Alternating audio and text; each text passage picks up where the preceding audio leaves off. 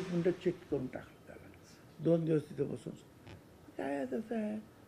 आता असं आहे ना की आपल्याला सुद्धा ज्यावेळेला एखादा विषय नसतो तर दाखवायला त्यावेळेला ठीक आहे, कधी कधी वापरायला हरकत नाही.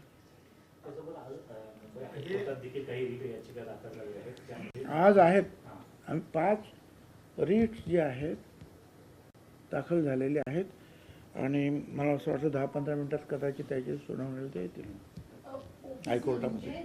चीफ जस्टिस समोर आहे, मुख्य सचिवांसमोर, मुख्य न्यायाधीशांसमोर, त्यांच्या बेंचसमोर आता त्यांच्या रीट्स आहेत त्या सुनावणीला येतील असं वाटतं. अजित पवारांना संपवण्याचा तुम्ही प्रयत्न करताय? कसला संपवणार मी काय संपवणार?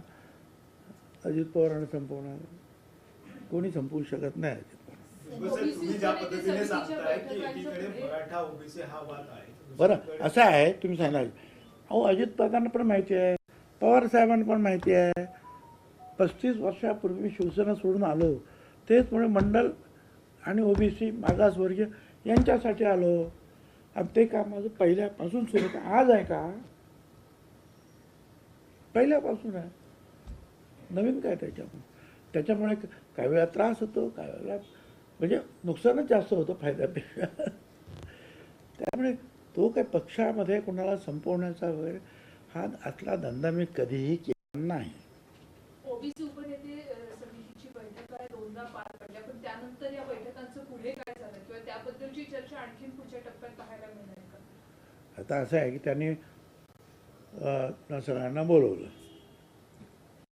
आणि त्यांना असं वाटलं किंवा त्यांना कोणीतरी सांगितलं मुख्यमंत्री की बा हे जर तुम्हाला त्याने समजून सांगितलं आपण सगळ्यांना काय काय आहे ते, त्यांना जर आपण खात्री दिली तरी मोर्चे वगैरे जे काही इतर असं त्यांना कोणीतरी सांगितलं असं त्यांनी ती मीटिंग त्या दिवशी घेतली, सगळ्यांना बोलवलं आणि सगळ्यांना सांगितलं की आम्ही हे करणार नाही. आम्ही लोकशाही मराठी ऐका, पहा, जागरूक रहा.